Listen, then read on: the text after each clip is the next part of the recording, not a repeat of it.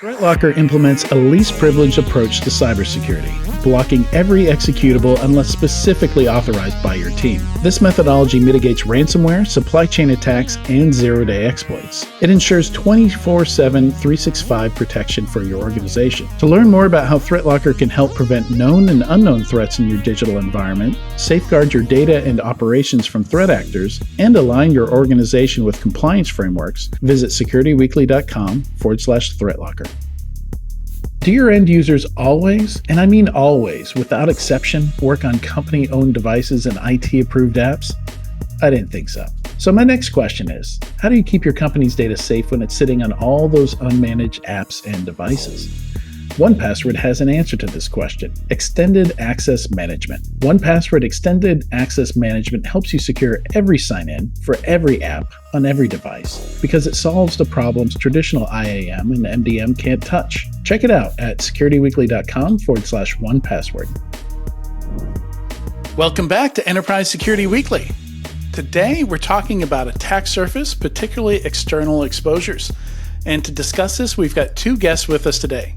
The first is Kiran Chinaganagari, and we're going to refer to you as KC for the rest of it. That is I've been practicing it. That's the third time I've said it, and I still have to pause every time. I thought I was going to have it smooth by now. Kiran is the co-founder, chief product and technology officer at Securin. And our second guest with us today is Jeff Smith, assistant director of technology for Farmington Municipal Schools. Welcome both, and I understand there's a vendor customer relationship here, correct? That is correct, Adrian, and thank you for having me on the show. It's a pleasure to be here. That is correct. We do have a vendor partner relationship customer. Securin serves a lot of customers in the state of New Mexico, and very honored to have Jeff, who is one of our customers, be on the show along with me today. And we also have a new co-host with us today for the first time, Mr. Jason Wood. How are you doing, Jason?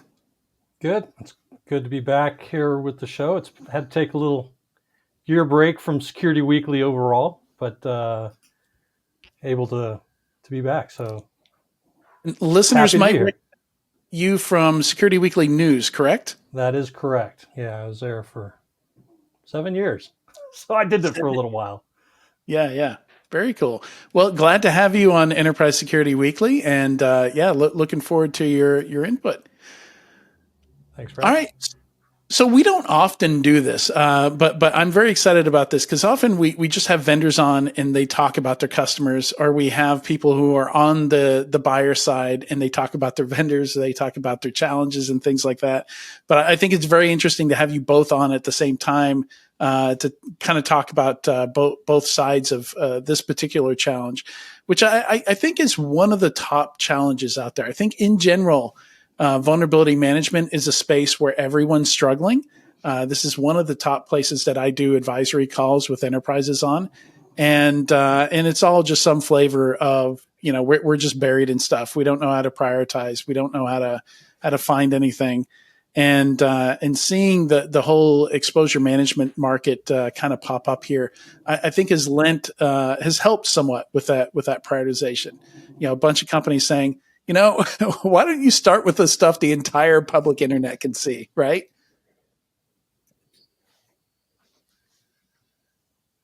That is true, Adrian. I'll go first. It's 100%. Sorry. That's okay. That's It's 100% true. I think, what we are seeing, especially if you've been following the news, power schools have been on the headlines, especially the last few days or so. It's something that, education sector is not the only one that is facing these type of issues, whether it is data breaches or incidents or across the multitude of different verticals. What made power school incident a little bit more interesting is that, it is impacting almost half of the school districts in the United States. A ton of schools are impacted by students and parents' data. And the fact of the matter is that this could have been easily avoided with a very simple multi-factor authentication. And these systems are out there, similar type of systems are out there on the internet.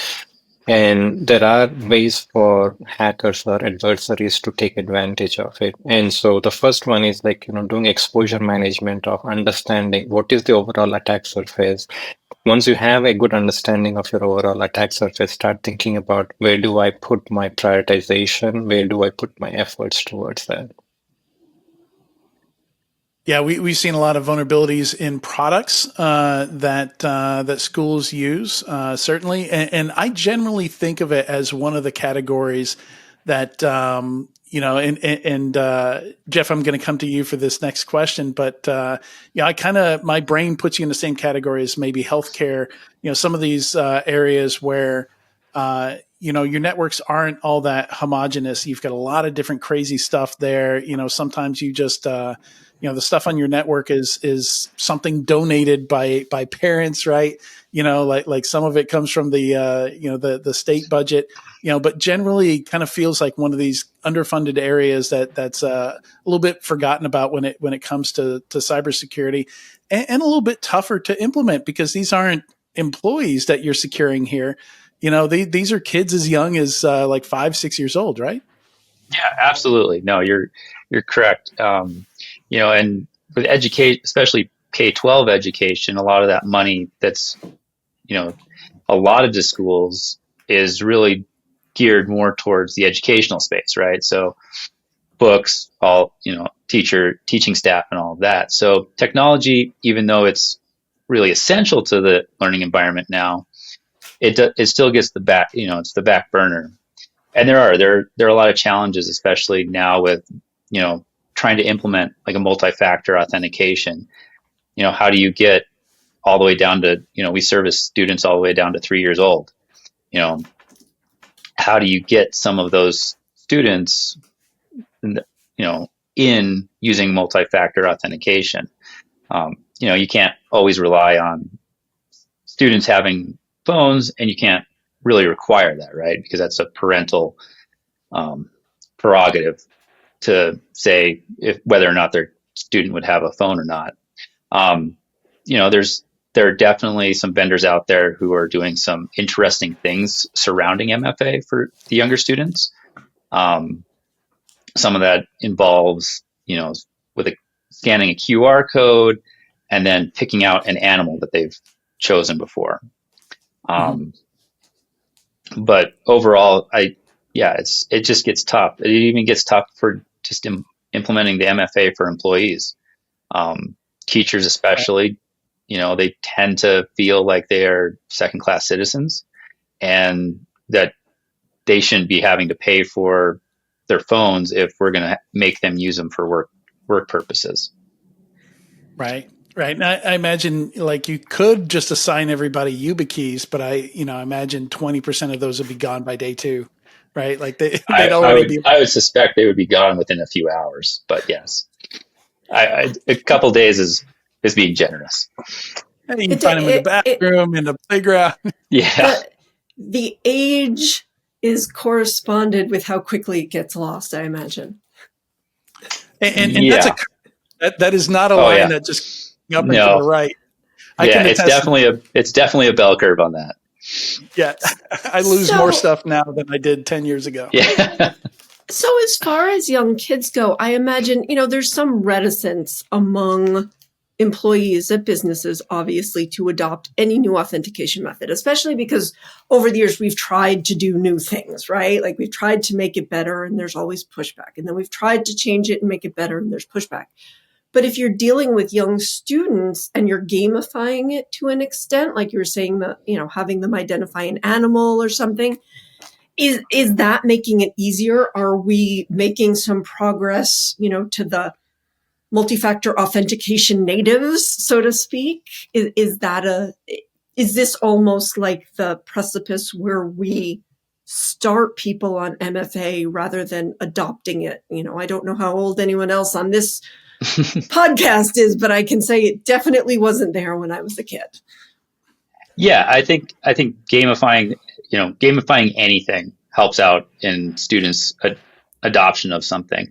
And honestly, the MFA piece, if you go our younger employees, because any new staff, any new teachers who are coming straight out of college, they're okay with the MFA. They understand it. They're okay with it, just because they've had to use it for so long.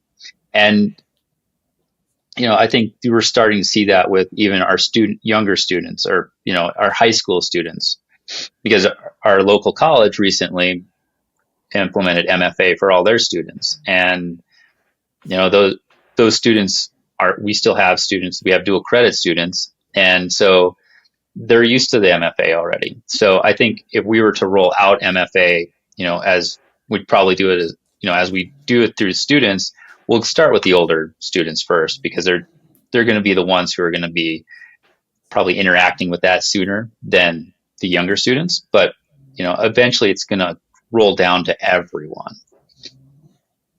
Yeah. I think it's clearly, and I think this is one of the challenges that you have is that you can't just pick one solution, right? You have such a wide range of people that you have to consider, employees, students of all ages, that you probably need a mix of things, right? Is that one of the challenges that you're finding? That yeah, absolutely. Because it's not like you're just dealing with all adults, right? And the 5-year-old is going to definitely interact with MFA different than, say, like an 8th grader, or even, a 16, 17-year-old student. So yeah, just a wide variety of ages. Now, not to say some adults probably would do better with the MFA that we would roll out for 5-year-olds.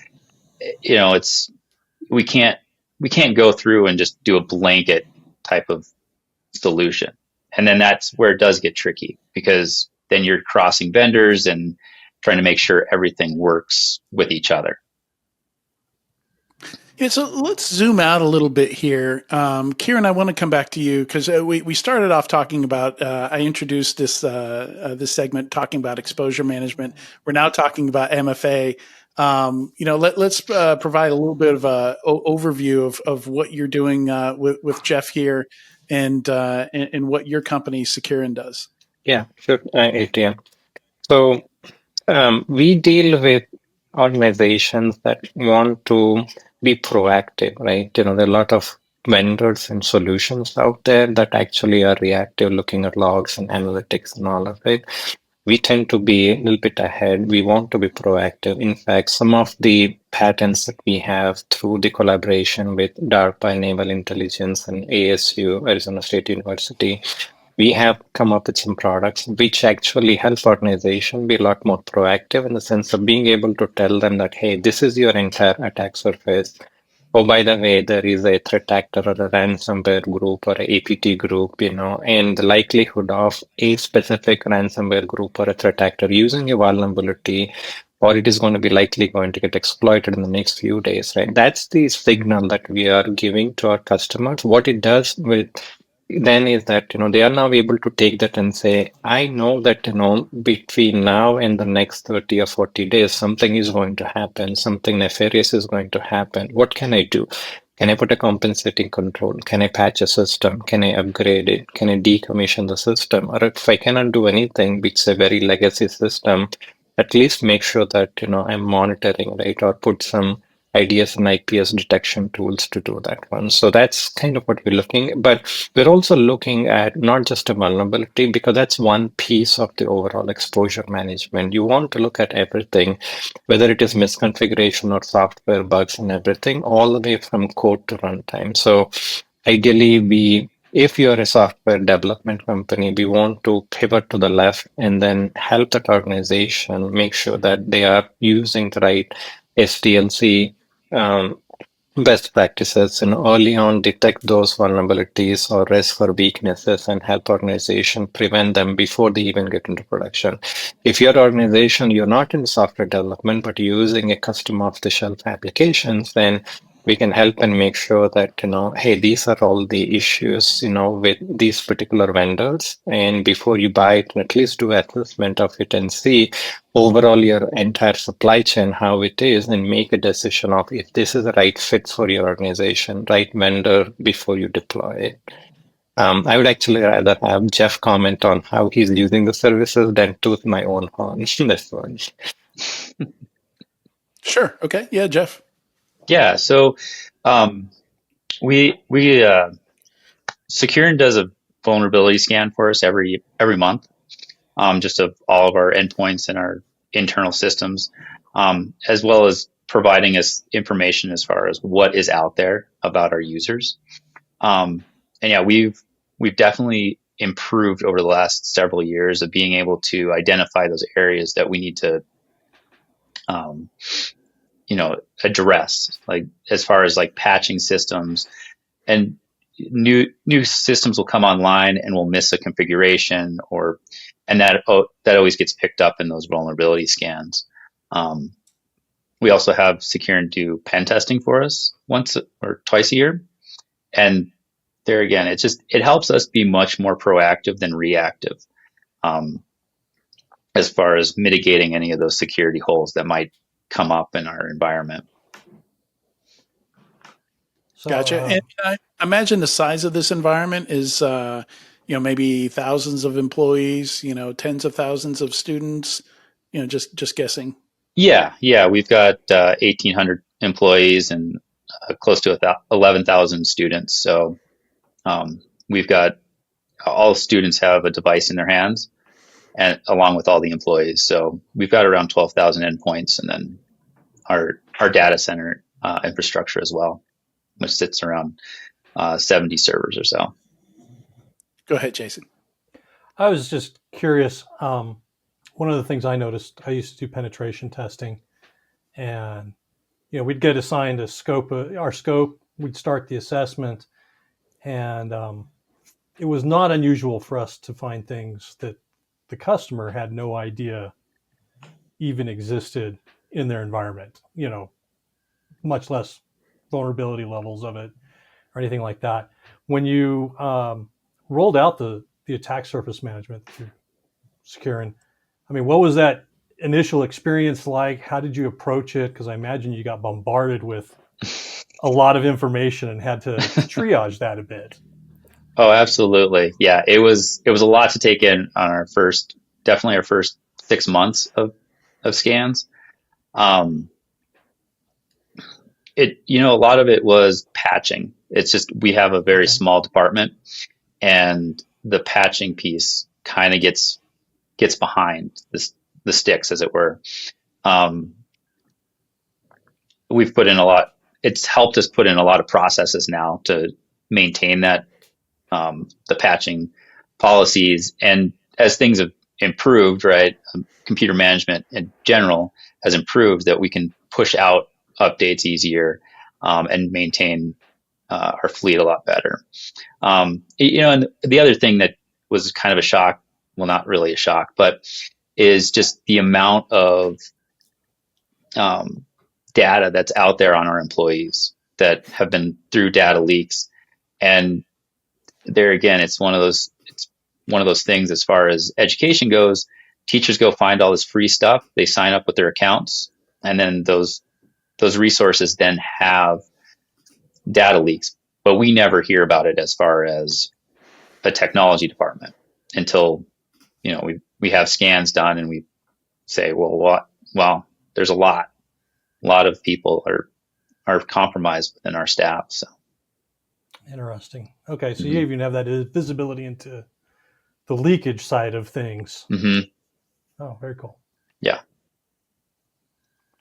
Yeah, and it is so that's an interesting point there. How much of what you're having to respond to and deal with is Kieran mentioned SDLC, but I imagine the vast majority of the vulnerabilities you're dealing with are probably either in third-party products that you own and manage, or in configurations.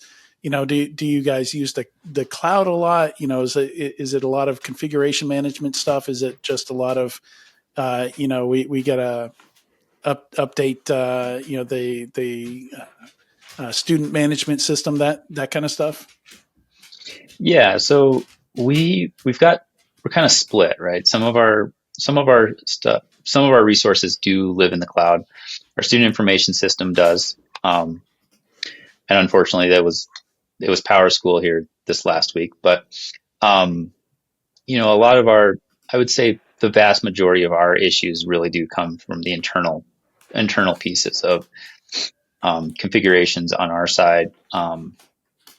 Overall, I'd say that most of our vendors are really good at maintaining their security posture.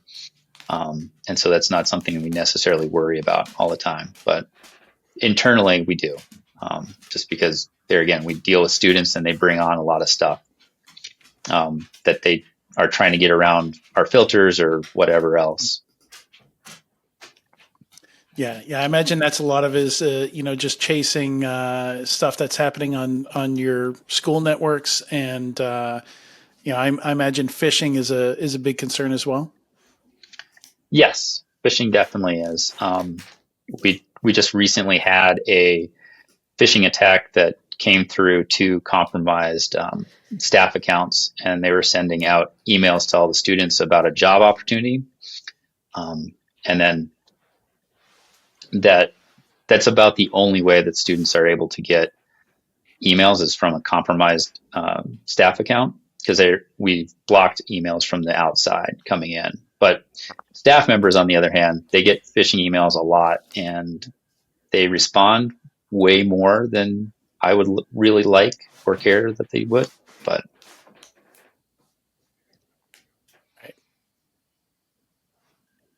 all right. And one of the things I like about this conversation is a lot of the folks that we talk to, we find ourselves talking about bleeding edge. Me and Katie talk about AI way more than we probably care to at this point.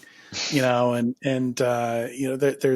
36 companies out there talking about using AI to replace part of the SOC, and the stuff our listeners don't see is I do a lot of advisory work for organizations like yours, Jeff.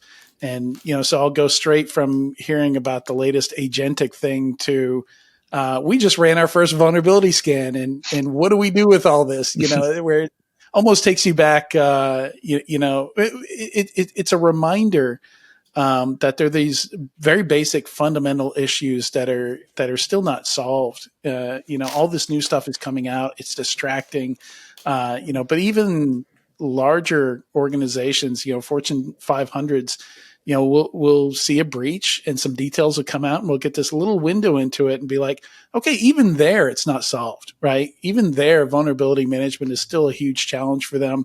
They've got assets they didn't know existed. And that's how attackers are getting in.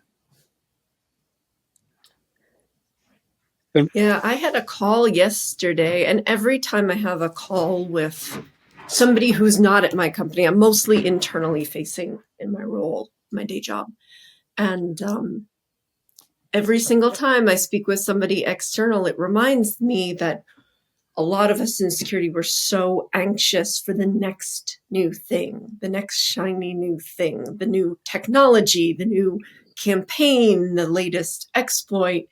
But end users are still having troubles with the fundamentals because it's not easy. And so there's a part of security that moves really quickly, but another part that is just chugging along, and we're always, no matter what we do, we're always going to have to go back to square one. It's like, a musician practicing. If you don't practice your scales and you don't practice your intonation, you're going to lose it. And I liken security to that too. While we go forward and we're using AI and we're doing all these cool things, we can't forget about the basics. no, I totally agree with that. I think there's definitely that when people say like the old ways are the best, some of the most rudimentary things are what's getting people, right? It's just those phishing emails are a great example of, they get an email, it says it's from the superintendent. It's obviously not, but people aren't looking at things. They're just clicking through and typing in their passwords because it hits a login window that looks somewhat similar to what we use. And yeah, they move on and they become compromised.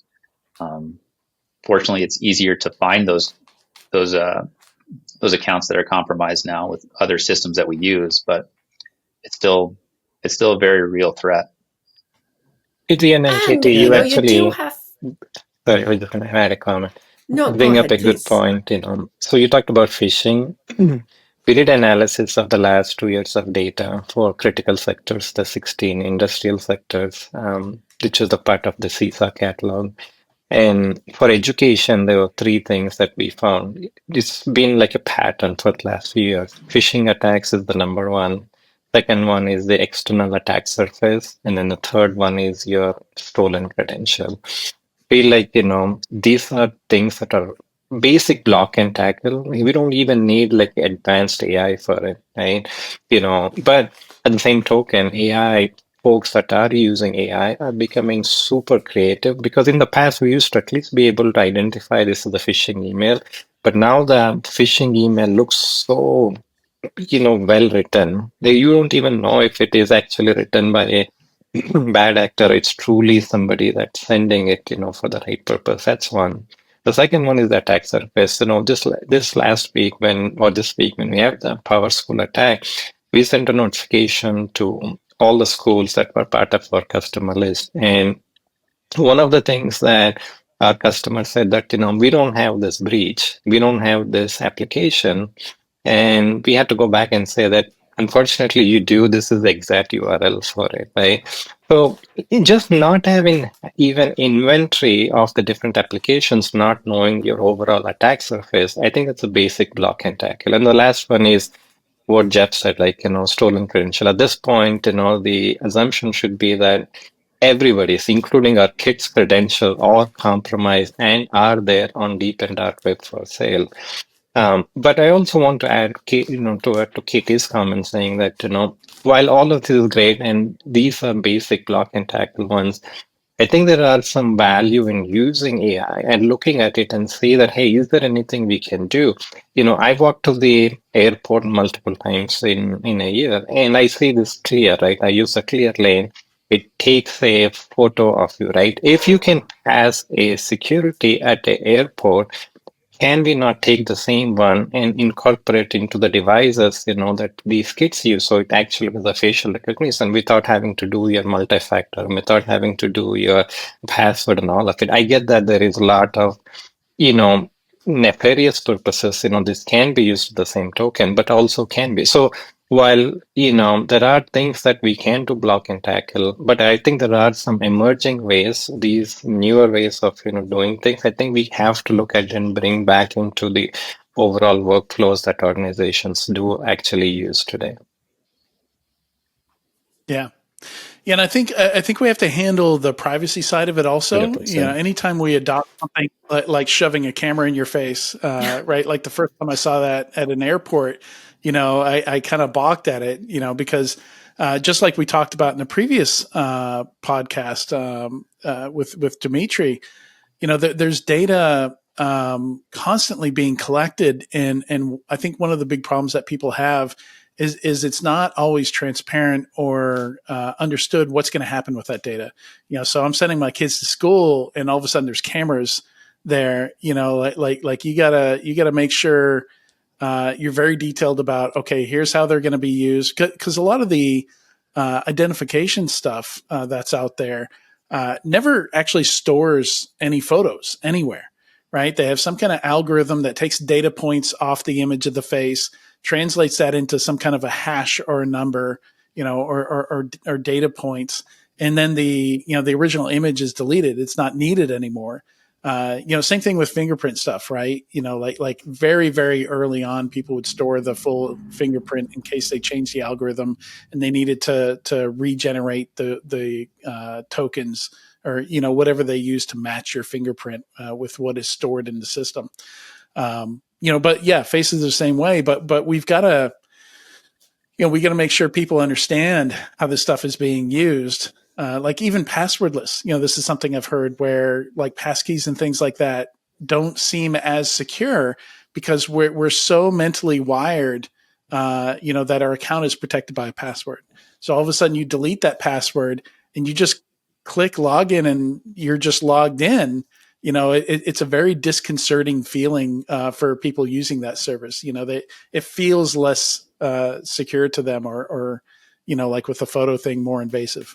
Yeah, but you also bring up a different point also, Adrian, with AI, it needs a lot more data that needs to be fed. So more and more organizations are collecting a lot more data, even though they don't need it, or even though contractually or legally they don't have to store it after a fact, right? So 10 years is all you have to store it. But, organizations are storing 20, 30 years of data, or you only need 3 fields. But you know what? I'm going to take everything that I have my hands on and use it, because I don't know when I will use it, or where I can use it, or not in a bad way, but they're storing the data which is not really needed, and that poses a lot of other challenges, and especially when a breach or incident like this happens. Yeah, and actually, that's the number one reason we're seeing companies getting fined these days, or at least I'm seeing with FTC and SEC, is storing too much customer data that's not necessary for doing business, and getting fined on that, and forced to give up some of that data. So it's very, very interesting, this data being super valuable, but also becoming a liability for some of these companies. And I imagine, Jeff, I don't know if there's any regulations, that you have to deal with in terms of like how long you can store student data and things like that, or what data you can store. But I imagine if it's not now, that's probably going to be a challenge for you at some point in the future. Yeah, no, as far as student records go, which now includes a lot of data for them, it's 99 years. We have to retain it for 99 years. Yeah. That is officially the longest required I've ever heard. Like, I think the longest it's kind of absurd, really. 99? Yeah. So yeah, if you graduated high school in the 50s and you still needed your transcript, they would give it to you. Yeah, they have all that data. At 99 years old, something has gone very wrong in my life. Yeah, I agree. I really do agree on that. It is pretty stunning though. And, it's some of that, I know that there are some regulations probably coming down about like storing biometric data for students. And it gets kind of tricky with a lot of that, right? As far as trying to keep any of the biometrics piece, or even doing biometrics with students becomes weird and tricky. But yeah, we have to retain data for quite a long time. So you have to make sure it's secure for 99 years. Man. Well, that is the most interesting thing I've learned today by far. I can't wait to share that with some folks over dinner later. Jeff and Kieran, thank you so much for joining us today. This has been a great conversation. It's a pleasure. Thank you, Jeff and Jason for having, and also Katie for having us on the call. Thank you so much. Yes, thank you very much. All right, we'll be right back in a few moments with the weekly enterprise news.